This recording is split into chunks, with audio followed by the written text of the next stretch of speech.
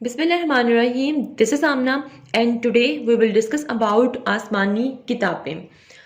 Topic start करने से पहले let me remind you one thing, ये वीडियो मैक्सिमम 3 लोगों को लाजमी फॉरवर्ड कीजिए ताकि ज़्यादा से ज़्यादा लोगों तक इस्लाम का नॉलेज पहुँचे. So let start our lecture. आसमानी किताबें बेसिकली क्या हैं? ये अल्लाह ताला का कलाम है. जितनी भी आसमानी किताबें ज़मीन पर आई हैं ये अल्लाह का कलाम है. इसमें लोगों की कोई भी चीज़ नहीं है. अल्लाह ताला ने खुद हमसे बात करने के लिए ये किताबें ज़मीन पर भेजी. ये किताबें किन पर नाजिल हुई? ये किताबें नबियों पर नाजिल हुई. कितनी किताबें नाजिल हुई? 4. क्यों नाजिल हुई? ताकि हमें हदायत दी जाए. ये बहुत बड़ी बात है. अपने लिए हदायत की दुआ आप लोग रोज़ किया करें कि अल्लाह ताला हमें हदायत दें. तो अल्लाह ताला ने हमारे हदायत का रास्ता का किसके साथ जोड़ दिया है? आसमानी किताबों के साथ जोड़ दिया है. तो आप ये किताबें पढ़ेंगे तो आपको हदायत मिलनी है कि भाई हमने ज़िंदगी गुजारनी किस तरह से है. देन इसमें जितना कुछ भी लिखा हुआ है आसमानी किताबों में वो सारा का सारा हक है. हम उसको झुटला नहीं सकते हैं. और ये हमारे ईमान का हिस्सा है कि हम इन 4 आसमानी किताबों पर ईमान लेकर आएं.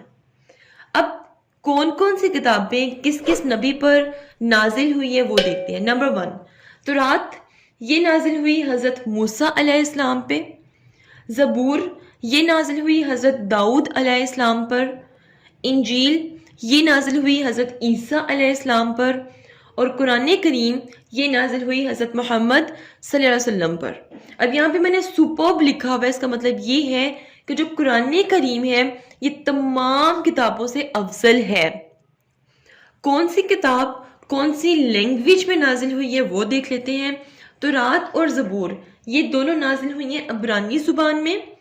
इंजील नाजिल हुई है सुरियानी ज़ुबान में. और कुरान पाक नाजिल हुआ अरबी ज़ुबान में. अब मैं आपको यहाँ पर क्लियर कर दूं कि हर मुसलमान पर ये फ़र्ज़ है कि आप कुरान पाक पढ़ें.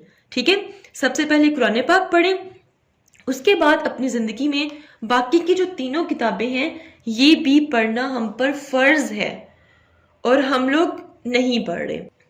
ये जितनी भी किताबें कुरान पाक से पहले नाजिल हुई अल्लाह ताला ने इनकी जो रिस्पॉन्सिबिलिटी थी वो उम्मतों पर छोड़ दी. मतलब कि उम्मतें इनकी हिफाजत करें. लेकिन कोई भी उम्मत इन किताबों की हिफाजत नहीं कर सकी. देन अल्लाह ताला ने कुरान पाक नाजिल किया और इसकी हिफाजत का ज़िम्मा खुद लिया. So this is all about आसमानी किताबें. If you have any question, do write your questions in comment section below and hit the like and subscribe button if you haven't yet. मिलते हैं जी नेक्स्ट हॉट इशू के साथ. Until then मुझे अपनी दुआ में याद रखिएगा. Stay tuned and अल्लाह हाफिज़.